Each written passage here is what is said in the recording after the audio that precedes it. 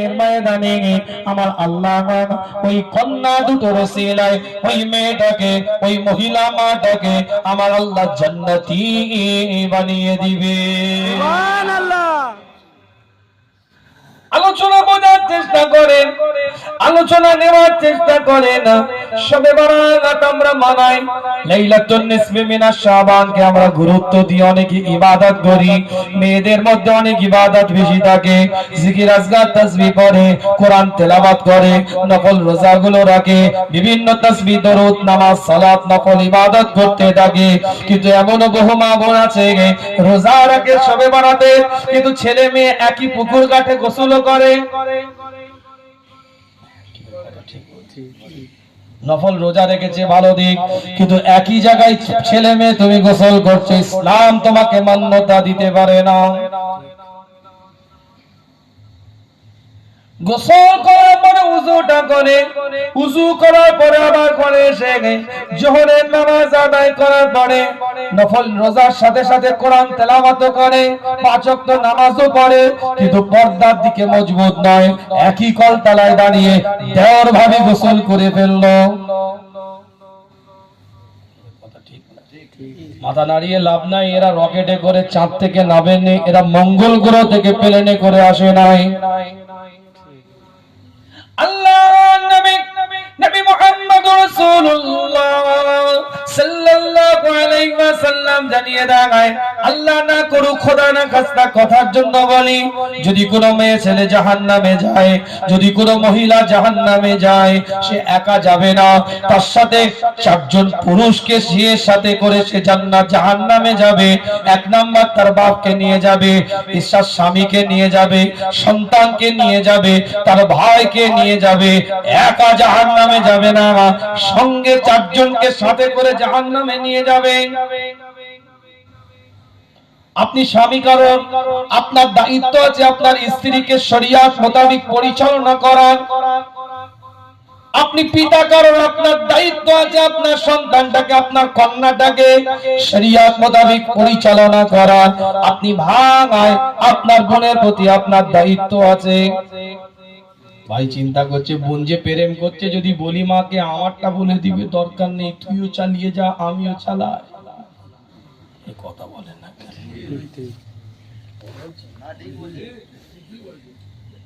ঠিক বলছি না ভুল বলছি?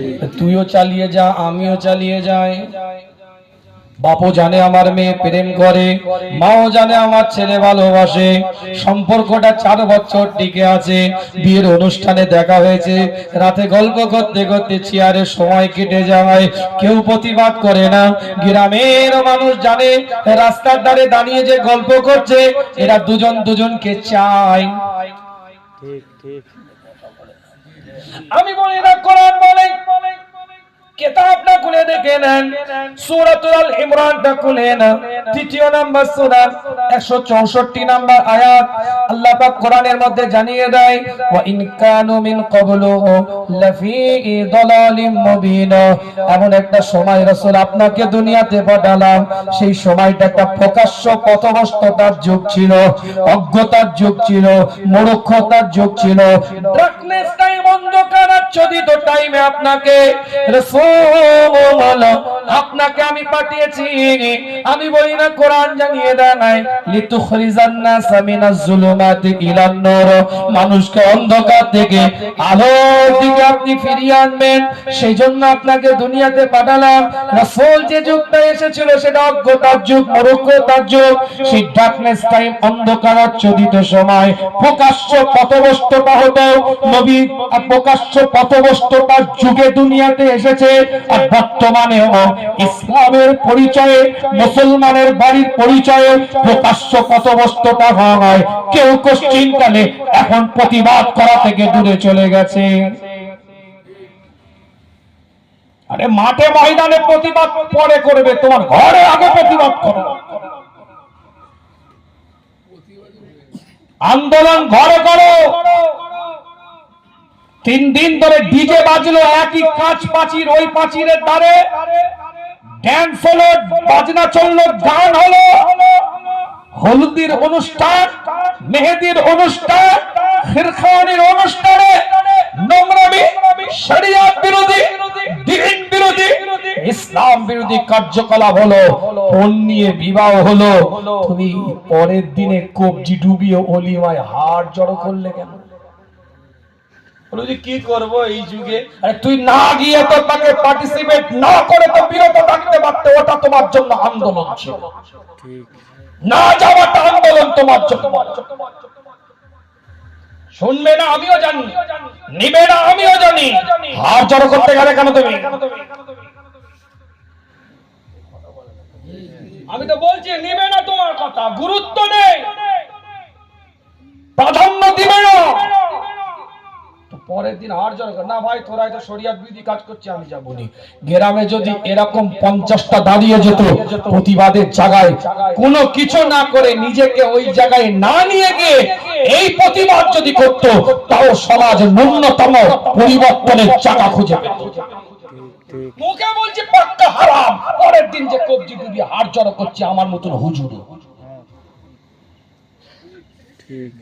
কথা ঠিক বলছি? ঠিক না? রাগ করছেন আমার তো? অন্য টাইপের আলোচনা করছে। জীবনের নীতিমালা তৈরি করেন, হাত জোর করে চলি। এতে যদি খুশি না হন, পায়ে ধরে বলছি আপনাদের পীরের আওলাদ, ফতোয়া দেওয়ার জায়গায় ফতোয়া দিন। আলেম ওলামা মাওলানা হাফেজ ইমাম কারীরা জুজি মাসলা নিয়ে ফতোয়া পড়ে দিবেন। ও মানুষ কেউ করে কেউ করে না, কেউ সুন্নাত মনে করে, কেউ জায়েজ, কেউ নকল, মাসলা পড়ে দলিল আদিল্লা দিয়ে ফতোয়া দিবেন। যেগুলো সমাজ শেষ করে দিচ্ছে পরকীয়াতে ফতোয়া দেন, সমকামিতাতে ফতোয়া দেন। ঘরে ঘরে পরকীয়া ঢুকে গেছে। কি ভাই কথা ঠিক বলছি? ঠিক ঠিক। দেশে আইন করা হয়েছে পরকীয়া বৈধ। বইয়ের হাত ধরে নিয়ে চলে যাবে, ভ্যাল ভ্যাল করে তাকিয়ে থাকবে, কিছু করার নেই। এটার নামই আইন। এটাই আইন। পরকীয়া বৈধ মানে কি? আমার বইয়ের হাত ধরে অন্যজন নিয়ে চলে যাবে, আমি হাঁ করে রয়ে যাবে।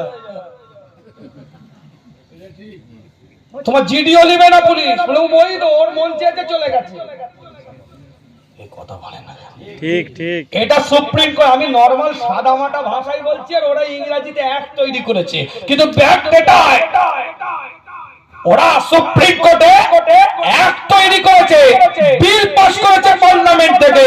পরকীয়া বৈধ, সমকামিতা বৈধ, তিন তালাক, এই ট্রিপল তালাক, এটা একসাথে দিলে ওটা কার্যকারিতা পাবে না। এটা ওরা অ্যাক্ট তৈরি করেছে, পার্লামেন্টে বিল পাস করেছে। আর সাদা বাংলার কথা হচ্ছে এটা, তোমার বউয়ের হাত ধরে একজন নিয়ে চলে যাবে, এই আইন পাস হয়েছে, তোমাকে ভ্যাল ভ্যাল করে তাকিয়ে থাকতে হবে। ঠিক ঠিক। বললাম ঠিক। ছেলে ছেলেকে বিয়ে করবে, মেয়ে মেয়েকে বিয়ে করবে, দেখতে হবে। আমার কথা কিছু বুঝতে পেরেছে? আর এখন কিছু মস্তিষ্ক বিকৃতি বেরিয়েছে, পাগল ছাগল। এরা নিজেদের ছেলে, কিন্তু মনে মনে ভাবে আমরা ছেলে নয়, আমরা একটু মেয়ে। হিজড়ের কথা বলছি না, থার্ড জেন্ডারের কথা বলছি না। ওটা তো নিপুংস, হিজড়া, খনসা, ওটা তো একটা আছে, ওটা ছেড়ে দেন। ওটা একটা রোগ, হিজড়া একটা রোগ, এটা মনে রাখবেন। এটা সমাজে আমরা থার্ড জেন্ডার বানিয়ে ফেলেছি, আসলে থার্ড জেন্ডার নয়। ওর মধ্যে থেকে পুরুষ ভাব থাকবে, ওর মধ্যে থেকে মহিলা ভাব থাকবে। হিজড়া বলে কিছু নেই। 70% পুরুষের ভাব কারোর মধ্যে থাকবে, তাকে পুরুষ হিসাবে আপনাকে শনাক্ত করতে হবে। মহিলার কিছু 70% 60% ভাগ থাকবে, তাকে মহিলা হিসাবে শনাক্ত করতে হবে। এটা একটা প্রতিবন্ধী মানুষ, যেমন কারো হাত থাকে না, প্রতিবন্ধী, জন্মগত প্রতিবন্ধী হয় না, হাত নেই, চোখ নেই, জন্মগত প্রতিবন্ধী, ঠিক এরকম তাদের এটা প্রতিবন্ধী, এটা একটা রোগ তাদের। কথা কিছু বুঝতে পারছেন?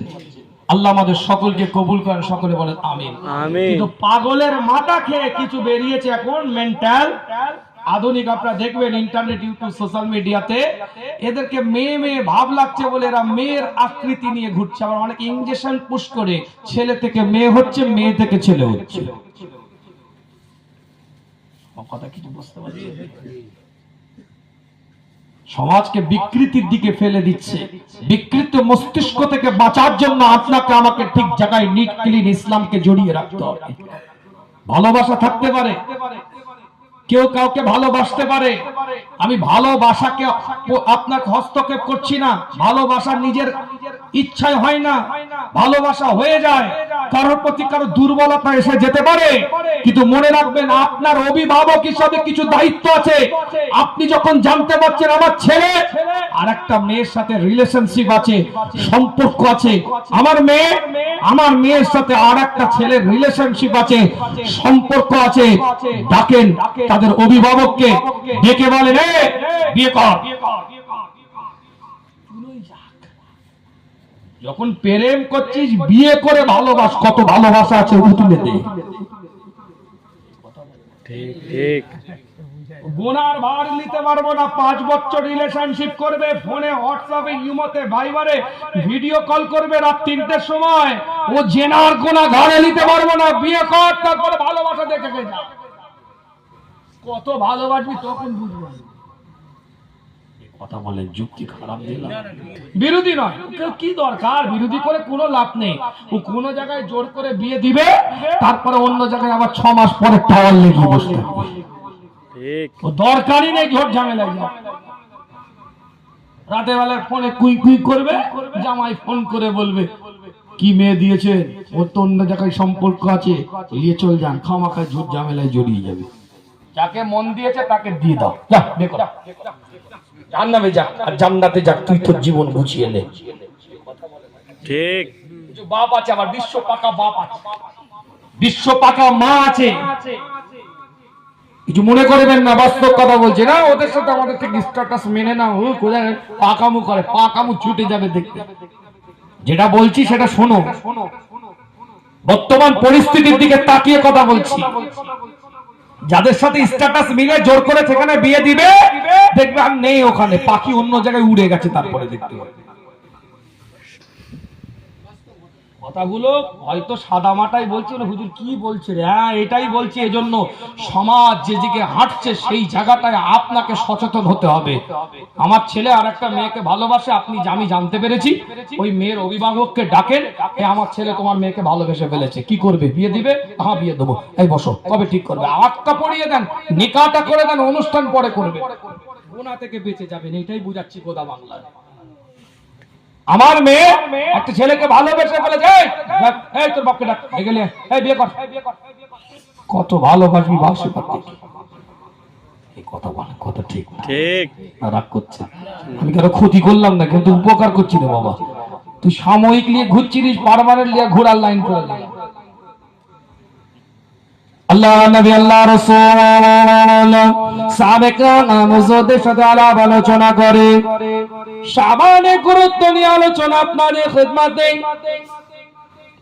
এক একটা দলিল দিয়ে কথা, শাবানের গুরুত্ব নিয়ে আলোচনা করতে করতে শাবানের একটা রজনী আছে, লাইলাতুন নিসফি মিনাশ শাবানের গুরুত্ব নিয়ে কিছু কথা বলছিলাম।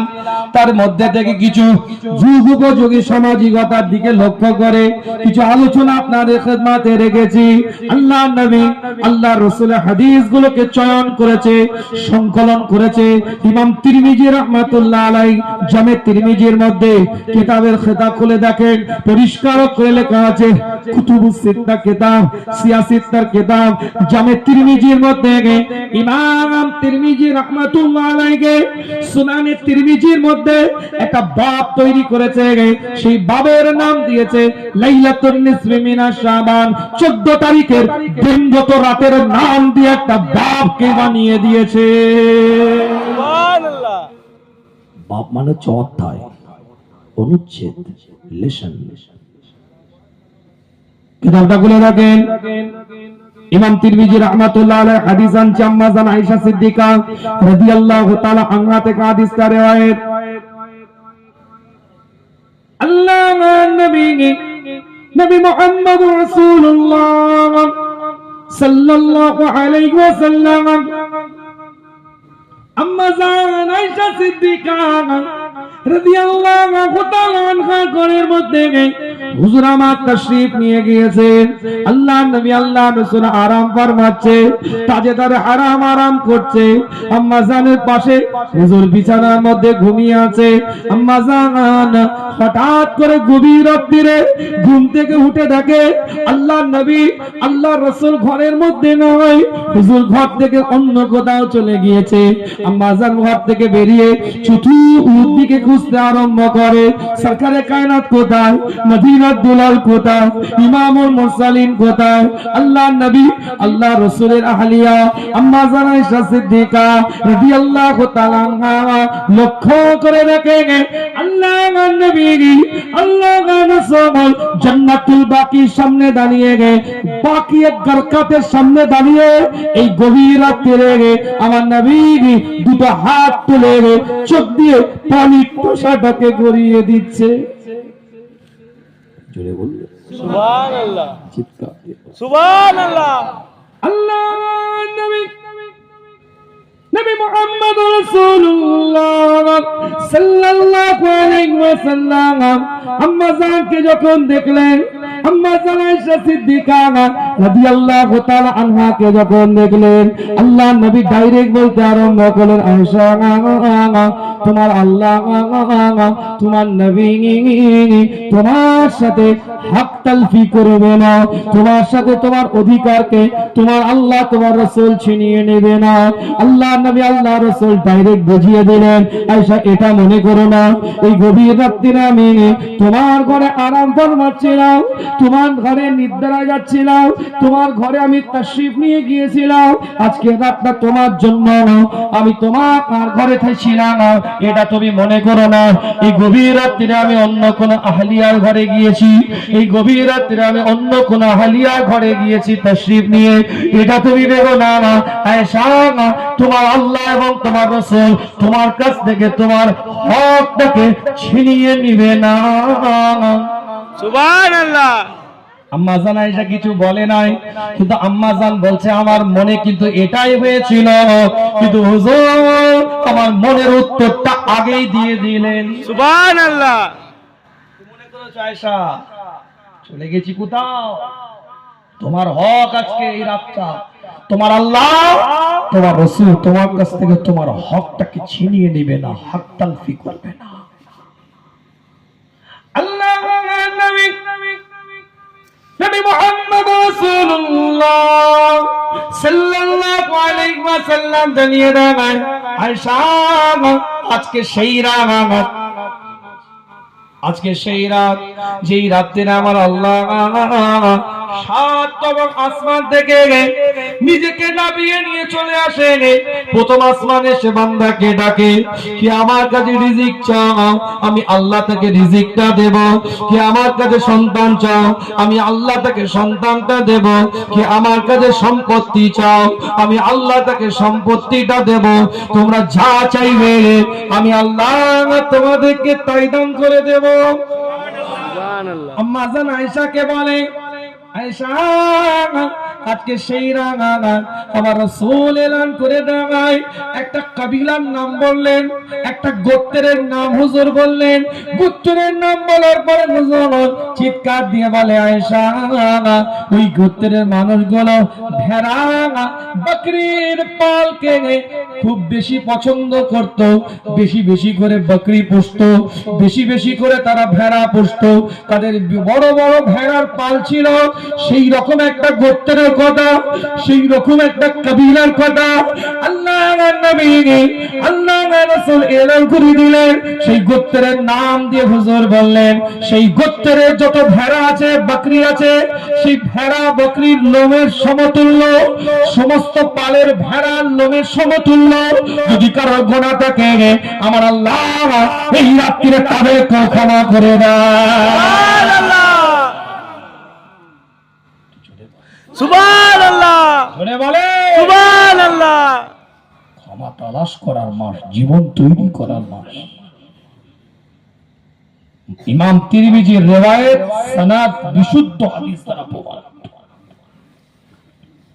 ইবাদতের জীবন তৈরি করেন, ইবাদতের মধ্যে দিয়ে জীবন বানাতে হবে। তবে এই রাস্তার মধ্যে আজকে আপনার আমার বসাটা শক্ত হবে। জীবনে ওয়াজ তো অনেক শুনেছি, খালি প্রেসক্রিপশন নিলে হবে না। প্রেসক্রিপশনের মধ্যে ডাক্তারের ডোজ লেখা থাকে, কোর্স লেখা থাকে, সেই ডোজ অনুযায়ী কোর্স অনুযায়ী অ্যাপ্লাই করতে হবে। ঠিক। এত बात सुना पड़ेंगे वही आलू की तरकारी जो पहले थी सो अब भी है। ঠিক। এশার নামাজ না পড়ে বসে আছে এমনও দেখানো যাবে। ঠিক। কথা ঠিক না? ঠিক।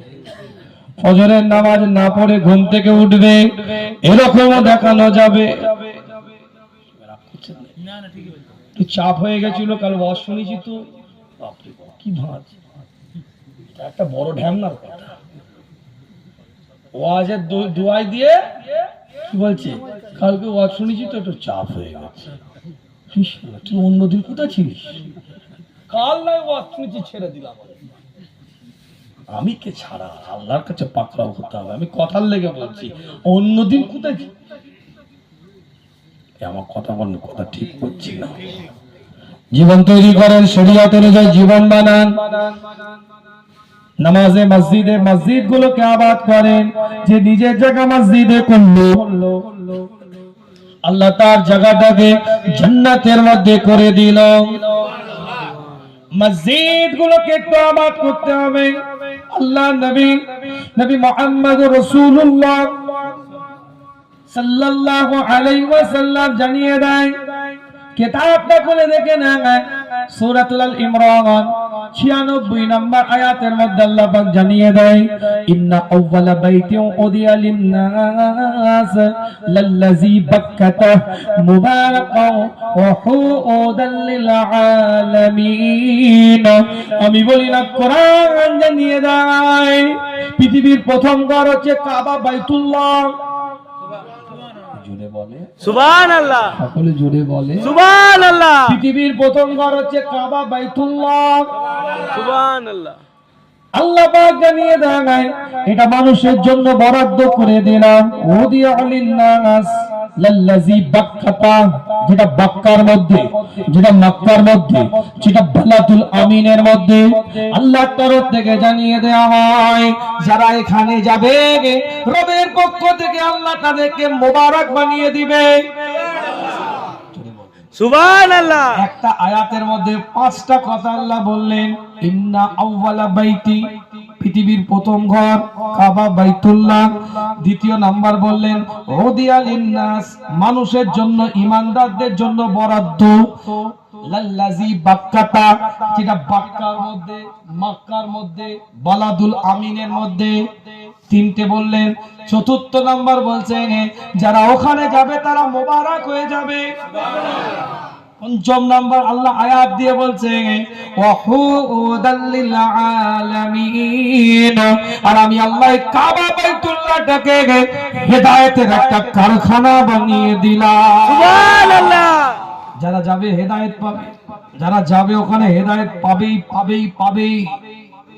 হুজুর তারপরে ঘুরে এসে যে শুরু করে, আরে মক্কা গায়ে ধাক্কা খায়, হাজি পে কিয়া হুয়া ওই পাজি কে পাজি রয়ে গয়ে। যুক্তি আছে কথার মধ্যে, কিন্তু মনে রাখবেন বান্দা যখন কাবার সামনে দাঁড়াবে তার অন্তর নূরে হেদায়েত তাকে দেওয়া হবে, হেদায়েতের নূর তার কলিজার মধ্যে জ্বলে যাবে। কিন্তু যখন আবার ফিরে আসবে শয়তান গ্রাস করে নিয়ে ওই নূরটাকে, আলোটাকে নষ্ট করে আবার শরীয়তের বিরুদ্ধে নিয়ে যায় অনেককে। কিন্তু ওখানে যারা গেছে তারা হেদায়েত পেয়েছে, কিন্তু ফিরে এসে নোংরামি শুরু করেছে।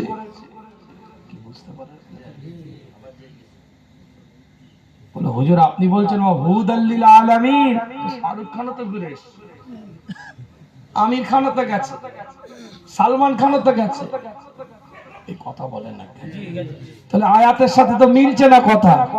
আরে ওখানে যখন দাঁড়িয়েছে, কাবা যখন দেখেছে, শাহরুখ খানের মতন মানুষের অন্তরে এটুকুনো হয়েছে, আর গুনাহ করব না। এত বড় কথা বললাম, কোরআন কোনোদিন মিথ্যা হতে পারে না। সালমান খানের মতন মানুষের মনে হয়েছে আর গুনাহ করব না, বেরিয়ে যাওয়ার নোংরামি করেছে, ওটা আলাদা বিষয়। ওখানে দাঁড়িয়ে এটা মনে করেন যে আমি গুনাহ কি করে করব। এটাই হচ্ছে হেদায়েতের কারখানা। চলে বলে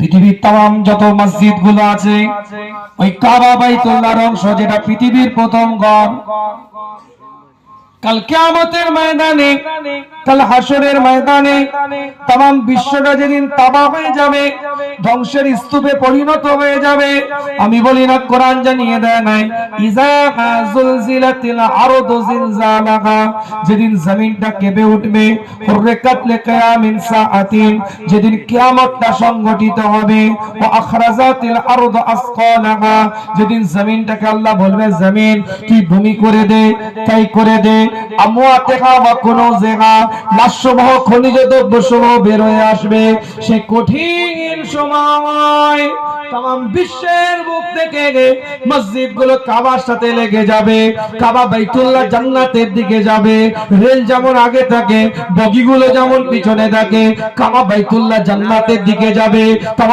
পৃথিবীর মসজিদগুলো জান্নাতের দিকে যেতে থাকবে। রেল যেমন প্যাসেঞ্জার বিহীন যায় না, মসজিদগুলো প্যাসেঞ্জার বিহীন যাবে না, মুসল্লি বিহীন যাবে না। কাবা বাইতুল্লাহ জান্নাতে, তাম পৃথিবীর মসজিদগুলো জান্নাতে, তাম পৃথিবীর মসজিদের মুসল্লিগুলোকে আল্লাহ জান্নাতি বানিয়ে দিবে। সুবহানাল্লাহ, জোরে বলবেন সুবহানাল্লাহ। মসজিদটা আবাদ করেন, মসজিদে যান, খালি ফুরফুরা শরীফের সিলসিলার দাবি করলে হবে না, কাজ আছে। ঠিক। কলেজে যখন পড়েছেন আপনার দায়িত্ব আছে, ইউনিভার্সিটিতে যখন ভর্তি হয়েছেন আপনাকে দায়িত্ব পালন করতে হবে। হুজুর এসছে তকবীর দিয়ে বিরিয়ানি খেয়ে হাদিয়া দিয়ে শুধু পেটকে দিলে হবে না,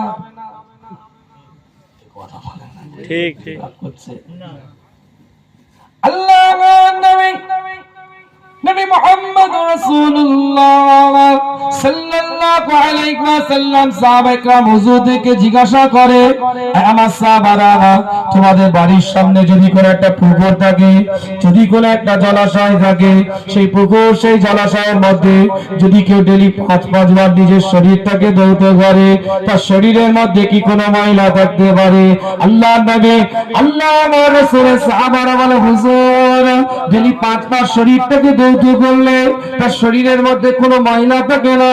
আল্লাহ নবী, আল্লাহ রাসূল জানিয়ে দেয়, যেমন ডেইলি 5 বার শরীরটাকে ধৌত করলে তার শরীরের মধ্যে কোনো ময়লা থাকে না, ওই রকম আল্লাহ পাকে কোনো বান্দা, আল্লাহ পাকে কোনো বান্দি যদি 5 ওয়াক্ত নামাজ আদায় করে, আল্লাহ পাক যেন তার শরীরটার মধ্যে কোনো গুনাহ রাখতে পারে না। সুবহানাল্লাহ, সুবহানাল্লাহ, সুবহানাল্লাহ। আল্লাহ নবী, নবী মুহাম্মদ রাসূলুল্লাহ সাল্লাল্লাহু আলাইহি ওয়াসাল্লামের দরবারে একজন সাহাবে কেরাম হুজুর নামাজ আদায় করে ফজরে, আল্লাহ নবী, আল্লাহ রাসূল অন্যান্য সাহাবাদেরকে নিয়ে মাসনুন দোয়াগুলো পড়তে থাকে, জিকির আজকার করতে থাকে। আল্লাহ নবী, আল্লাহ রাসূল লক্ষ্য করে দেখে এই সাহাবা প্রত্যেকদিন তাড়াতাড়ি বাড়ির দিকে চলে যায়। হুজুর জিজ্ঞাসা করে, আমার অন্যান্য সাহাবারা জিকির আজকার করে, তাসবিহ পড়ে, মাসনুন দোয়া পড়ে, মাসনুন জিকির গুলো করতে থাকে, তুমি চটজলদি তাড়াতাড়ি কেন বাড়ির দিকে চলে যাও? আল্লাহ নবী, আল্লাহ রাসূলের সাহাবা চোখ দিয়ে পানির টোসা গড়িয়ে যায়, হুজুর আমার মনটা চায় আপনার অন্যান্য সাহাবাদের মতো একটু জিকির আজকার করি, একটু মুরাকাবা মুশাহিদা করি, একটু মাসনুন দোয়াগুলো পড়ি, একটু মাসনুন জিকিরগুলো আদায় করি, কিন্তু হুজুর, হুজুর আমি আমার স্ত্রীকে একটা গর্তের মধ্যে রেখে দিয়ে আসি, হুজুর আমি তাড়াতাড়ি বাড়ির দিকে যাই, আমি গর্তের মধ্যে প্রবেশ করি, হুজুর আমার পোশাকটাকে খুলে আমি আমার স্ত্রীকে দিই, স্ত্রী আমার পোশাকটা পরে গর্ত থেকে উঠে সে তার ফজরের নামাজটা আদায় করে। হুজুর একটাই মাত্র কাপড় নিয়ে আপনার পিছনে ইক্তেদা করে ফজরের নামাজটা জামাতের সাথে পড়ার জন্য মসজিদে নববীতে কাতারে কাতারে দাঁড়িয়ে যায়। সুবহানাল্লাহ, নারায়ে তাকবীর, নারায়ে তাকবীর। ফুরফুরা শরীফ, ফুরফুরা শরীফ, সাওয়াল সিদ্দিকী সাহেব, সাওয়াল সিদ্দিকী সাহেব, নারায়ে তাকবীর। জীবন তৈরি করে। নাটক, অভিনয়, ড্রামাবাজির বিষয় ইসলাম নয়। ওই পার্সেল আইটেমের মতন ডেলিভারি বয় এসে কলিং বেল টিপে আপনার গেট লক করে আপনার বাড়িতে কেউ দিয়ে যায়নি ইসলাম। কথা বুঝতে পার্সেল আইটেম বিদেশে তো রাজ্যের বাইরে, গ্রামে হয়তো অনেক চলে না, জানি আছে কিনা। বিদেশে বাইরে, রাজ্যের বাইরে থাকে, ফোনে সফটওয়্যার আছে, সব বিভিন্ন খাবার টাবার অর্ডার দেন, রাত 3টের সময় জোম্যাটো সুইগি দাঁড়িয়ে আছে, হো করে দিয়ে এই পার্সেল আইটেমের মতন আপনার বাড়িতে কেউ ইসলাম পৌঁছে দিয়ে যায়নি। প্রত্যেকটা স্টেপ, প্রত্যেকটা জায়গায় সাহাবাদের ত্যাগ জড়িয়ে আছে। আমরা তো রেডিমেড মুসলমান, আইডি কার্ডের বাপ মুসলমান ছিল, অটো মুসলমান। কি দেখো, ঠিক ঠিক। আধার কার্ডে বাপের নামে আগে মুসলমান ছিল, অটো মুসলমান। ওই জমিদারের ছেলে, বহু জমি, ও কত ময়া দয়া নেই, ফোনে বলছে কি করব, পুকুরের পাটটাতে হ্যাঁ বেঁচে দাও। ওর শুধু পয়সা, লিকুইড মানি দিয়ে দরকার। বাপ তো 1,500 বিঘে রেখে দিয়ে গেছে। এই কথা বলে না, ঠিক। ও কোন আলে কোন জমি আছে ওর দেখার দরকার নেই, বেঁচে ওকে পয়সা পেটিয়ে দাও, খুশি। আমরাও ইসলামটাকে ওরকম রেডিমেড মনে করে ফেলেছি। আর 1 শতক যদি মাথার গাম পায়ে ফেলে, ওই গলিতের কাজ করে, চেনের কাজ করে, পালিশের কাজ করে, বলের কাজ করে, যদি ওই মাথার গাম পায়ে ফেলে যদি করতে হতো 1 শতক জায়গা, 20 বার ভাবতো বেচবো না বেচবো না। ঠিক। ও তো পৈতৃক সম্পত্তি, বাপের ছিল, দাদুর ছিল, দাদু বাপকে দিয়ে গেছে, বাপ ছেলে, এখন ওর ছেলে কিছু পাবে, ও ঝেড়ে ঝেড়ে ভাগ করে আমি খাচ্ছি। আর মাথার গাম পায়ে ফেলে নিজের টাকা দিয়ে যদি কিনতে হতো 20 বার ভাবতো। আমরা ইসলামটাকে ওই রকম রেডিমেড করে ফেলেছি ভাই, কিছু মনে করবেন না। টুপি অটো টুপি, বাপের টুপি ছিল, ছেলের মাথায় চলে এসেছে, কিন্তু টুপিটা আসতে গিয়ে কত সাহাবাদের রক্ত জড়িয়ে আছে এটা কোনোদিন বিবেচনা করিনি। যদি বিবেচনা করতাম, আত্মসমালোচনা করতাম, নিজের বিবেককে যদি প্রশ্ন করতাম, ইবাদতের দিকে সব জগ তৈরি হতো। রাগ করবেন না, আল্লাহ আমাদের সকলকে কবুল করেন, সকলে বলেন আমিন। আলোচনা বাড়িয়ে কষ্ট দেব না। শাবানের গুরুত্ব নিয়ে আলোচনা করতে গিয়ে শাবান মাসের গুরুত্বপূর্ণ একটা রাত, শবে বারাত নিয়ে কিছু কথা বলেছি। আরো রেফারেন্স ভিত্তিক দলিল আদিল্লাহ ছিল, একটু মাঝে বলে দিয়েছি মেয়েদের পর্দা পশিদার সম্পর্কে, এবং শেষ পর্যায়ে একটু নামাজের গুরুত্ব সম্পর্কে আলোচনা করেছি। আল্লাহ আমাদের সকলকে নিয়ামতের দ্বারা পরিপূর্ণ করে মর্যাদা ওয়ালা, মার্তাবা ওয়ালা বানিয়ে দেন, সকলে বলেন আমিন। আসেন রাসূলের সাথে দাঁড়িয়ে একটু সালাতু সালাম পাঠ করব। সকলে একটু পরিবেশটা তৈরি করে নেন, আশেপাশে যারা আছেন সকলে মাহফিলের মধ্যে চলে আসেন। ইয়া নবী সালাম আলাইকা ইয়া রাসূল, ইয়া হাবিব সালাম আলাইকা, মাদুলা আলাইকা। আল্লাহ আমাদের সকলকে কবুল করেন, সকলে বলেন আমিন। আমিন। জীবনের নীতিমালা, উসুল, নিয়ম অনুযায়ী জীবনটাকে আল্লাহ চলার তৌফিক এনায়েত করেন, সকলে বলেন আমিন। আমিন। প্রত্যেকটা দলমতের মানুষ, ভিন্ন ভিন্ন দলমতের মানুষ থাকতেই পারে। কেউ ফুরফুরাশে ইসলাম মতবাদের, উসুলের, নীতির বায়াত, আবার ভিন্ন হাক্কানি দলমত যারা আছে সুন্নাত ভিত্তিক আমল করে, আকীদা যাদের বিশুদ্ধতা, সুন্নাত ভিত্তিক আমলিয়াতে জিন্দেগি পাওয়া যায়।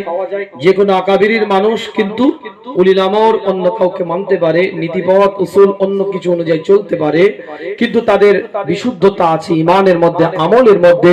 আমাদের তাদের সাথে সুসম্পর্ক থাকবে, কথা ঠিক না? সবাই যে আমার পীরের মুরিদ হবে এটা কোনো কথা নয়, আর সবাই যে আমার হুজুরকেই হাদিয়া দিবে এটা কোনো কথা নয়। আমাদের ইউনিটির দরকার, একতার দরকার, ঐক্যের দরকার। জুজি মাসলা নিয়ে আমরা ইখতিলাফ বন্ধ করি, ইউনিটির মধ্যে আসেন, একতার মধ্যে আসেন। কেউ হয়তো একটা পদ্ধতিতে একটা আমল করে, হয়তো আপনি আমি সেই পদ্ধতিতে সেই আমলটা করি না, আরেকটা পদ্ধতিতে আরেকটা আমল করি। আপনার উচিত তার ওই পদ্ধতির আমলটাকে সম্মান দেওয়া, আর তার উচিত আপনার স্টাইলে যেটা আপনি করছেন ওটা আপনার স্টাইল নয়, আপনি একটা পদ্ধতিতে করছেন, সেই পদ্ধতির আমলটাকেও তার সম্মান দেওয়া। কথা ঠিক না? আল্লাহ আমাদের সকলকে কবুল করেন। এই যে মালয়েশিয়ায় গেলাম, গত 8 মাস আগে মালয়েশিয়া সফর করলাম। তো মালয়েশিয়ায় বড় মসজিদ, একদম বিশাল মসজিদ, জাতীয় মসজিদ মালয়েশিয়া। হঠাৎ বসে আছি, মাগরিবের নামাজ পড়ব, বসে আছি, হঠাৎ করে একজন এলো নামাজে, ইশারা করলো পিছন থেকে, তাকবীর দিতে শুরু করলো। আমি দেখলাম কে রে বাবা, এটা ইমাম, একটা ট্যাক্সুট পরে আছে, একটা গেঞ্জি পরে আছে, খালি মাথায়। কথা বুঝতে পেরেছেন? সে এলাকায় ওই রেওয়াজটা নেই, দাড়িটাও খুব হালকা, একদম ফ্রেঞ্চ কাট, একদম ছোট করে সাজিয়ে রাখা আছে। 80 থেকে 90% মসজিদে মালয়েশিয়ার যত ইমাম আছে এইটুকুন দাড়ি। এখন আমার ইমাম সাহেব, এই যে একটু আমাদের ভালোবাসার মানুষ, আমার বাড়িতে ছোট থেকে আমার চাচাজান হুজুর কেবলার স্নেহেতে বড় হয়েছে, আমাদের বাড়ির ছেলের মতন। এই যদি ওই ট্যাক্সুট পরে একটু দাঁড়ায়, পরের দিন কি আর দাঁড়াতে পার? ফজরে দাঁড়ালে আর জোহরে দাঁড়াতে হবে না, ঘরে যে জোহরের নামাজ পড়তে হবে। ঠিক ঠিক রেওয়াজ নেই ওখানে। এই যে সুন্নাত পদ্ধতিতে যে জামা, এসব তো পীর মাশায়েখ ওলিয়া আউলিয়া সুফি জাম মানুষদের কাছ থেকে আমরা পেয়েছি, সেখানে ওই সুন্নতের আমল নেই। কিন্তু আবার ওখানে কিছু সুন্নতের এমন বিশেষ আমল আছে যেটা আপনার আমার এখানে নেই। আপনি আমি দুখুলুল মসজিদের নামাজ পড়ি না? কোন দিন? জুম্মার দিনে। শুধু জুম্মার দিনে দুখুলুল মসজিদের নামাজ পড়ি। ওটা কি জুম্মার নামাজ জুম্মার দিনের জন্য খাস কি নাকি? দুখুলুল মসজিদ মানে কি? মসজিদে প্রবেশ করলেই নামাজটা পড়তে হয়। যখনই প্রবেশ করবেন তখনই পড়াটা সুন্নাত। আল্লাহর নবী, আল্লাহ রাসূলের হাদিস দ্বারা প্রমাণিত, হুজুর কোনদিন মসজিদে ঢুকেছে দুই রাকাত নামাজ না পড়ে কোনদিন বসেনি। তো ওই সুন্নতের আমল আছে, ওরা দিয়ে দাঁড়িয়ে নামাজটা পড়ে তারপরে বসছে। তাহিয়াতুল উযুর নামাজ, কজন উযু করে নামাজ পড়ে? তাহিয়াতুল উযুর নামাজ কজন আপনি আমি উযু করে নামাজ পড়ি? পড়ি কি? পড়ি না। হাতে গোনা কিছু মানুষ হবে, কিন্তু ওখানে গুরুত্ব আছে। তো আমি বলতে চাইছি যে কথাটা, এক এক জায়গায় এক এক সুন্নতের আমলের উপরে গুরুত্ব আছে, কিন্তু দাড়ির বিষয়টা একটু ভিন্নতা। দাড়ি আপনাকে এক মুষ্টি রাখতেই হবে, এটা আপনার জন্য দায়িত্ব, না হলে ফাসেকে মুআলিনের কাজ হবে, এটা মাসালা। আল্লাহ পাক কবুল করেন। পোশাকের মধ্যে কিছু পোশাক মুবাহ আছে, কিছু পোশাক সুন্নাত আছে, সেইটার জায়গায় আলাদা। জায়েজ পোশাক আছে, কিছু পোশাক জায়েজ, সুন্নাত নয় কিন্তু জায়েজ, পড়লে গোনা নয়, মুবাহ কিছু পোশাক আছে। আর কিছু পোশাক আছে ডাইরেক্ট হারাম। কি কোন পোশাকগুলো? যে পোশাকের সাদৃশ্য অন্য ধর্মের ধর্মগুরুদের পোশাকের সাথে সেই পোশাকের যদি সাদৃশ্য হয়ে যায়, সেই পোশাকটা হারাম হয়ে যাবে। আর কিছু পোশাক আছে সুন্নাত, পড়লে সওয়াব পাওয়া যাবে। আবার কিছু পোশাক আছে পড়লে সওয়াব নেই কিন্তু জায়েজ, আপনি পড়তে পারেন, নামাজ হয়ে যাবে। আল্লাহ পাক আমাদের সকলকে কবুল করেন, দাঁড় করিয়ে কষ্ট দেব না। অনেক মুরব্বীরা আছেন, কষ্ট পাচ্ছেন। মূল কথা একটু বোঝানোর জন্য বললাম যে আমাদের ইউনিটির দরকার, একতার দরকার, ঐক্যের দরকার। জুজি মাসলা নিয়ে আমাদের ইখতিলাফ নয়, নিজেদের মধ্যে ইউনিটি রাখেন, নাহলে সমাজ পরিবর্তনের জায়গায় আনা মুশকিল হয়ে যাবে। একটা গ্রামে যদি 5টা দল হয়ে যায়, উ বেরোলে ই যাবে না, উ বেরোলে উ যাবে না, কি দরকার? না, খবরদার না। ইউনিটি, একতার দরকার। কাউকে কোনো আমল ভালো লাগে আপনি করেন, কাউকে আরেকটা আমল ভালো লাগে করতে দিন। ফতোয়াবাজি করে সমাজ নষ্ট করবেন না। যেখানে ফতোয়া দেওয়ার দরকার সেখানে ফতোয়া দেন। সেখানে মৌলী সাহেব চোখে অন্ধ হয়ে গেছে। আল্লাহ পাক সকলকে সহি বুঝ দান করেন, সকলে বলেন আমিন। আমরা নবীর শানে সালাতু সালাম পাঠ করি, এটা একটা মুস্তাহাসান জেনে করি। আমরা ওয়াজিব ফরজ জেনে করি না, আমরা হাজির নাজির জেনে করি না, মুস্তাহাসান একটা আমল করি। মুজাদ্দিদ জামাল রাহমাতুল্লাহ আলাইহি ফয়সালা দিয়েছেন, এটা যদি কেউ বসে করে তাদেরকে বসে করতে দাও, যারা দাঁড়িয়ে করে তাদেরকে দাঁড়িয়ে করতে দাও। বসা দাঁড়ানো নিয়ে তোমরা ইখতিলাফ করো না। যারা ইখতিলাফ করে তারা হচ্ছে ফিতনাবাজ, তারা অপরাধী। দাঁড়ানোটা অপরাধ নয়, বসাটা অপরাধ নয়, কিন্তু যারা দাঁড়ানো বসাটা নিয়ে ইখতিলাফ করে তারা অপরাধী। কথা বুঝতে পেরেছেন? ঠিক। আপনার বসে করতে মন চায় বসে করুন না, আর একজনের দাঁড়িয়ে করতে মন চায় দাঁড়িয়ে করতে দিন না। ফতোয়াবাজি করছেন কেন? আপনি যখন নামাজের মধ্যে দরুদে ইব্রাহিমটা পড়ছেন, নামাজের মধ্যে আপনার কি বলে জানাজার নামাজের মধ্যে দরুদ ইব্রাহিম পড়ছেন, তখন কি অবস্থায় পড়ছেন? তো দাঁড়িয়ে পড়তে, তো দাঁড়িয়ে তো সালাম দিয়ে দিলেন নবীকে। কথা বুঝতে পারছেন? যারা দাঁড়ানো নিয়ে ঝগড়া করে যে দাঁড়ানো যাবে না, দাঁড়িয়ে পড়া যাবে না, এটার উপরে যারা দলিল দেয়, তাদের একটা ছোট কথা বলছি। নবীর দরবারে যখন আপনি সালাম দিচ্ছেন, ওখানে কি হামাগুড়ি দিয়ে দেন নাকি? হ্যাঁ, তো রানিং বলতে বলতে চলে যেতে হবে আসসালাতু ওয়াসসালামু আলাইকা ইয়া রাসূলুল্লাহ, আসসালাতু ওয়াসসালামু আলাইকা ইয়া হাবিবাল্লাহ। ইন্টারনেট খুলেন না, নবীর মাজারে আতহারের ছবিটা দেখেন, রানিং দিয়ে চলে যাচ্ছে মানুষ। তো লোকাবা ছোকাবার কিছু ব্যাপার না। তো তখন তো দাঁড়িয়ে দাঁড়িয়ে দিলেন, তো তখন ঝগড়া করলেন না তো, দাঁড়িয়ে রয় বোঝো দেবো কোথায় এলো, কথা বলে না কেন, ফাটিয়ে হেলবে কথা বললে থেতো করে ফেলবে তোমার, এই কথা বলে কথা বুঝতে হবে। আবার যারা দাঁড়ানোটাকে নিয়ে ঝগড়া করে, দাঁড়াতেই হবে এরম মনে করে ঝগড়া করে, তারা তো নামাজের মধ্যে অলরেডি বসে দরুদ পড়ে নেয়, বসে সালাম দিয়ে দেয়, তাহলে দাঁড়ানোটা নিয়ে ঝগড়া করছে কেন? যার মন চাইছে দাঁড়িয়ে করছে করতে দাও, যারা বসে করছে করতে দাও, ফিতনা করো না। কথা বলে না, ঠিক কথা ভুল বললাম, আপনাদের কষ্ট দিলাম। আমার মুজাদ্দিদ জামান রহমাতুল্লাহ আলাইহি তিনি ব্যক্তিগতভাবে দাঁড়িয়ে সালাতুস সালাম তাজিমান করেছেন, আমরা করি, কিন্তু তিনি এটাকে নিয়ে ফিতনা করতে মানা করেছেন। কথা পরিষ্কার। শুধু আমার মুজাদ্দিদ জামান নয়, বড় বড় আকাবিরদের ভাষায় এটা, প্রত্যেকটা দলমতের আকাবিরদের ভাষায় এটা। আমার বিস্তারিত বক্তব্য আছে, আমি সব জায়গায় আর দিই না। আল্লাহ পাক কবুল করেন, সকলে বলেন আমিন। ইখতিলাফ নয়, মতৈক্য নয়, নিজেদের মধ্যে একতা ইত্তেফাক আনেন, নিজেদের মধ্যে ইউনিটি তৈরি করেন। আল্লাহ আমাদের সকলকে কবুল করেন। আবেগ দরদ দিয়ে সালাতুস সালাম ইয়া নবী সালাম আলাইকা ইয়া রাসূল সালাম আলাইকা সালামাতুল্লাহ আলাইকা। এ সাবাহ ঘর যাওয়া মদীনা, तू नबी जी से एक कहना, आपका एक नाम लेने वाला आपसे यो कहे रागाता या नबी सलाम अलैका या रसूल सलाम अलैका या हबीब सलाम अलैका सलामुल्लाह। रंजो गम खाएंगे हुए दूर से आएंगे हुए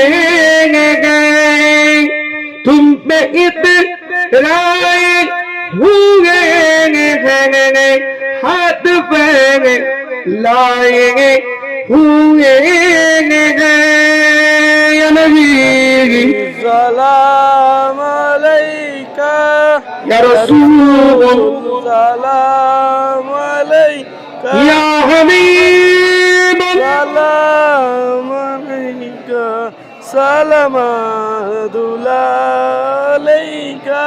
আপনার নাম কোরআনের পাতায়, আপনার নাম হাদিসের পাতায়, আপনার নাম আরশে মুগল্লায়, আপনার নাম মুমিনের ওলি যায় নবী सलाम अलैका या रसूल सलाम अलैका या हबीब सलाम अलैका सलामुल्लाह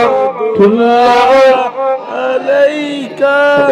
बलगल उला बिकमालिही कशफत दुजा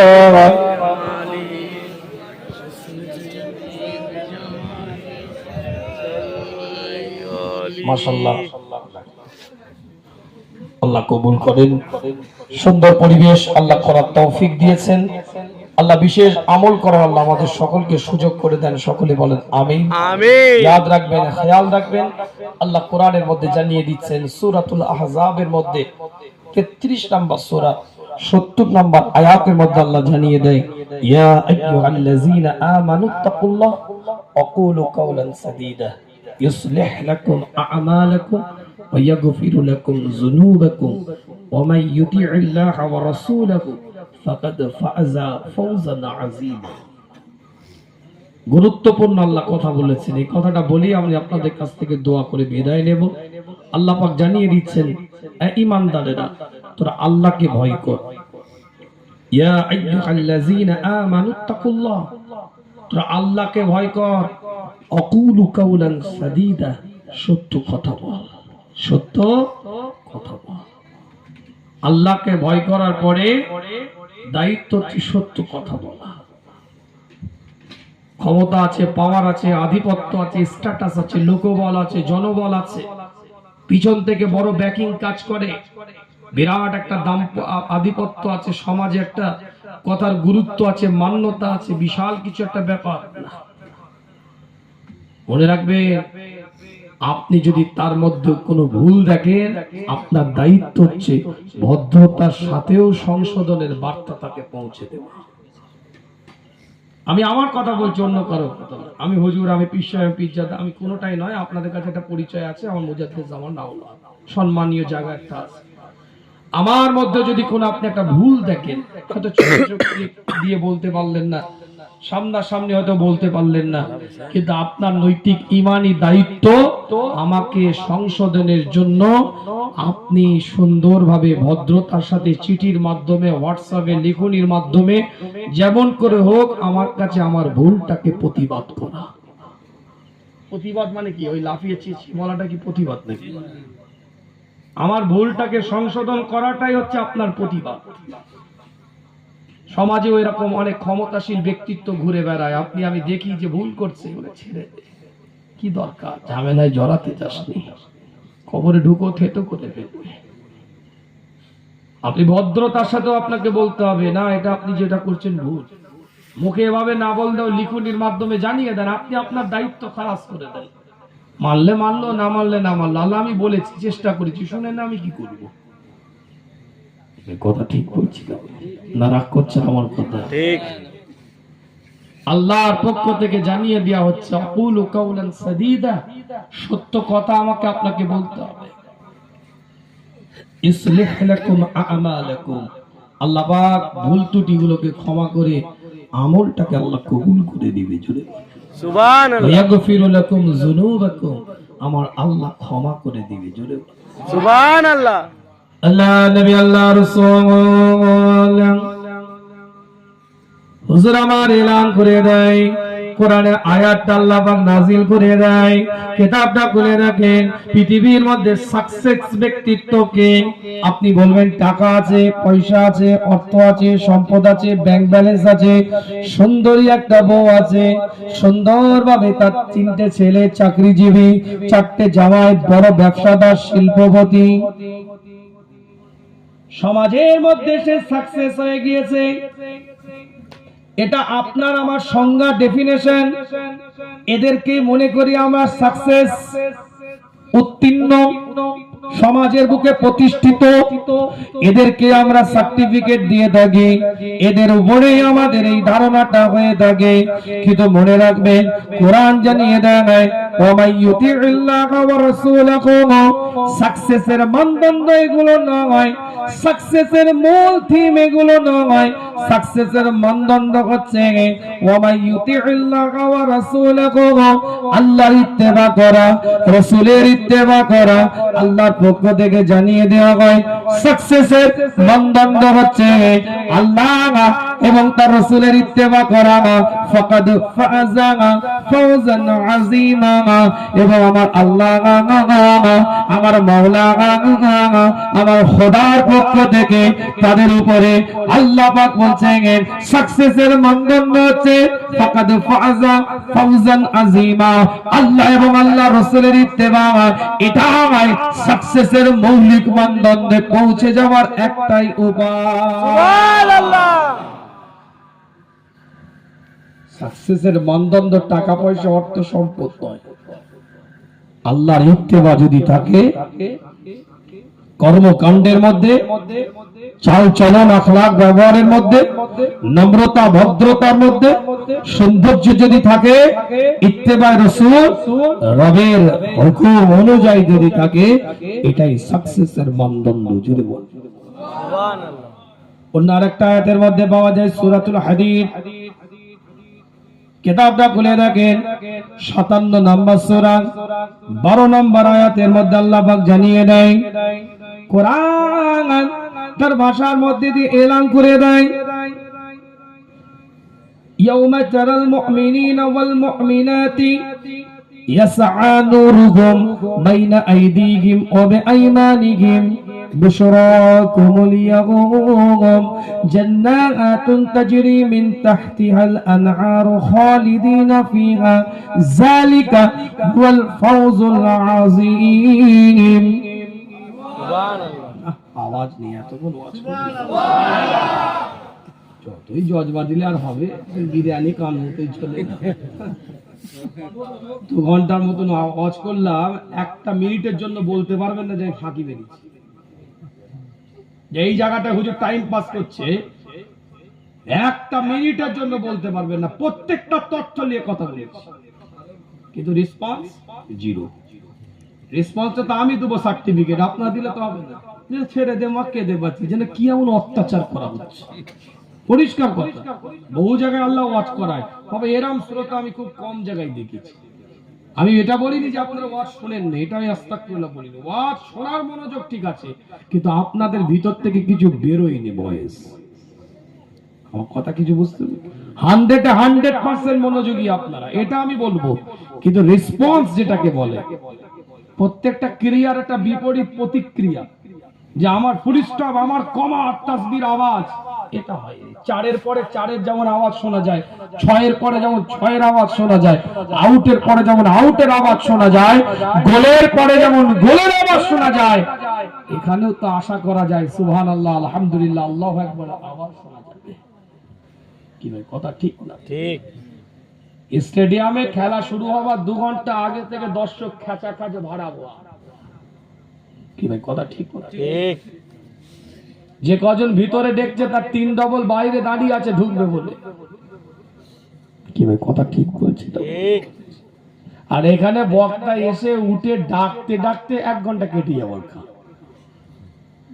কিছু তো অ্যালার্ম ধরে আছে, কটায় শেষ হবে ঠিক 10 মিনিট আগে পুশ করে। প্যাকেট লিবে মোনাজাত অনেকে না করে বেরিয়ে যায়, এরমও দেখা যায়। কথা ঠিক বলছি না? ঠিক। ও রেডি করা আছে, একদম ছকে মিলানো আছে। আর কিছুতে অ্যালার্ম দিয়ে ঘুমিয়েছে 1:45 সময়, উঠে দাঁত মাসছে খাবে বলে।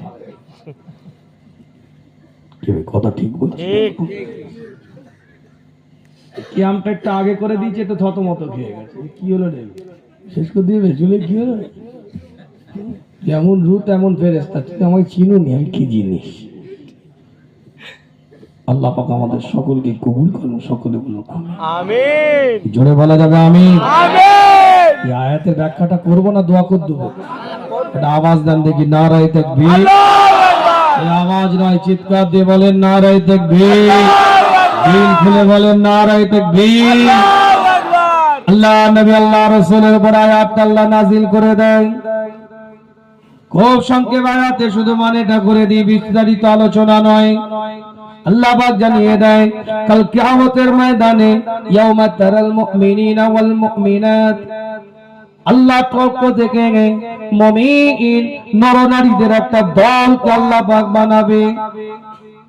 রবের পক্ষ থেকে তাদেরকে মুমিন নরনারীগুলোকে আল্লাহ ইয়াসআ নূরুহুম বাইনা আইদিহিম ওয়া বিআইমানিহিম, তাদেরকে দুটো নূর আলো জ্যোতি দেওয়া হবে। একটা নূর তাদের সামনের দিকে চমকাবে, আর একটা নূর তাদের ডান দিকে চমকাতে থাকবে। সুবহানাল্লাহ, সুবহানাল্লাহ। এত আস্তে শুনতে চাইনি, জোরে বল সুবহানাল্লাহ। কোরআন তার ভাষার মধ্যে দিয়ে জানিয়ে দেয়, বুশরাকুমুল ইয়াউম, আল্লাহ পাক জানিয়ে দিচ্ছে শুধু তাদেরকে নূর আলো জ্যোতি দেওয়া হবে এটা নয়, রব পক্ষ থেকে, মওলার পক্ষ থেকে জানিয়ে দেওয়া হয় সেই দিনে তাদের জন্য সুসংবাদ। বুশরাকুমুল ইয়াওম, আল্লাহ পাক তাদের জন্য সুসংবাদ রেখে দিয়েছে। কি সুসংবাদ? জান্নাতিন তাজরি মিন তাহতিহাল আনহারু খালিদিনা ফিহা, তাদের জন্য চিরস্থায়ী জান্নাতের ব্যবস্থা আল্লাহ করে রেখেছে। কোরআন জানিয়ে দেয় সূরাতুল আহজাবের মধ্যে আল্লাহ বলেছে যালিকা ওয়াল সূরাতুল আহজাবের মধ্যে আল্লাহ বললেন যে এটাই হচ্ছে সাকসেসের মানদণ্ড। আর সূরাতুল হাদিদের 12 নম্বর আয়াতে আল্লাহ বলছেন যালিকা ওয়াল ফাউজুল আযীম, আর এটাই হচ্ছে সাকসেসের মানদণ্ডের পরিচয়, দুনিয়ার সাকসেস নয়। ওখানে যদি এটা সাকসেসনেস তৈরি করতে পারি তবে উত্তীর্ণ আপনি হতে পেরেছেন, এটা রবের পক্ষ থেকে সাকসেসের সার্টিফিকেট দিয়ে দেয়া হলো। সকলে 3 বার সূরা ফাতিহা শরীফ, 10 বার সূরা ইখলাস শরীফ, 11 বার দুরূদ শরীফ। এখান থেকে আমরা শ্রীরামপুর না কি আছে, কি নাম শ্রীরামপুর, বোতার পাশে না? হ্যাঁ শ্রীরামপুর আছে, শ্রীরামপুর তো না, বাকি কামালপুর শ্রীরামপুর। কালকে কামালপুর শ্রীরামপুর কত টাকা থেকে সেখান থেকে 7-8 চলে যাবেন। বাকি বার যদি শুনতে মন চায় ওখানে চলে যাবে। আল্লাহ পাক কবুল করেন, সকলে বলেন আমিন। আমিন। তাহলে আমার 8টা থেকে 10টা করে টাইম, 8টা থেকে 10টা পরে উলামারা আছেন, আলোচনা করবে, গুনাহগার ওখানে কিছুক্ষণ থাকবে। কালকে আবার 3টে প্রোগ্রাম, এখান থেকে নন্দকুমার যাব, শেষে আবার শ্যামপুর। যাই হোক, আল্লাহ আপনি ভালোবাসে আপনাদের খেদমাতে নিয়ে এসেছে। আজকে ঘনশ্যামবাটি মাদ্রাসার প্রোগ্রাম যেতে পারি, দাওয়াত করেছিল ওরা, আমি সময় দিয়েছিলাম কিন্তু সময় মিলেনি, পরে বললাম না থাক তাদের যাব। শরীর তো কালকে 5টায় বাড়িতে ফিরেছি বাংলাদেশ থেকে, এসেই 3টে প্রোগ্রাম করেছি, 2টো রাজারহাট থানার অন্তর্গত, আর একটা শেষ দোয়া করেছি পূর্ব বসন্ত চক পাঁশকুড়া ময়না থানা। যাই হোক, আল্লাহ পাক সকাল 11টা 9:30টার সময় বাড়িতে গেছি, 2-4 ঘন্টা ঘুমিয়ে কিছুক্ষণ পরে একটু কাজকর্ম তো থাকে জানেন, তারপরে বেরিয়ে এসেছি। যাই হোক, দোয়া করবেন গুনাহগারের জন্য। কথায় যদি আপনারা রাখ